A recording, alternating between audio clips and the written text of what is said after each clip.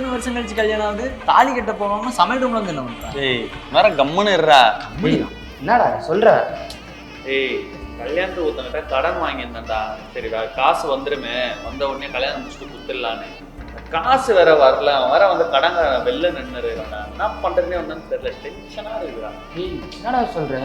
Government வேலை இருக்கிற, அதுவும் கிளர்க்கா வேற இருக்கிற, டேய் உன்கிட்டே காசு இல்லையா? கம்முன்னு இருறா, எதுனா பேசிட போறேன். பார்க்கலாம், ஏன் டென்ஷன் ஆகுற? ஏய் இப்போ என்ன பண்ண முடியும்? அதான் அரேஞ்ச் பண்ணலாமா? பசங்க கிட்ட எவன்டா கொடுப்பான்? சார் சார் மேனேஜரா சார் வெயிட் பண்ணுங்க. கல்யாணத்துக்கு மட்டும் வரல. என்னது சார்? 5 லட்ச ரூபா பணம் இருக்கு சார். நான் ஒன்றும் சும்மா தரல. நம்ம கவர்மெண்ட் ஸ்டாஃப்லாம் மேரேஜுக்கு ஒரு 10,000 ரூபா முன்பணம் தருவாங்களா? ஆமா 5 லட்சம் வாங்கிட்டேன். அது வந்ததுக்கப்புறம் திருப்பி கொடு. சார். ரொம்ப ரொம்ப நன்றி சார். சரி கல்யாணம் நடக்கும்.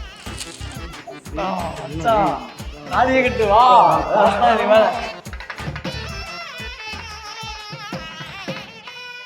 அரசு பணியாளர்கள் மற்றும் ஆசிரியர்கள் தமது பணிகாலத்தில் தேவையின் அடிப்படையில் திருமண முன்பணமாக மொத்தமாக 5 லட்சம் ரூபாயாக உயர்த்தி வழங்கப்படும்.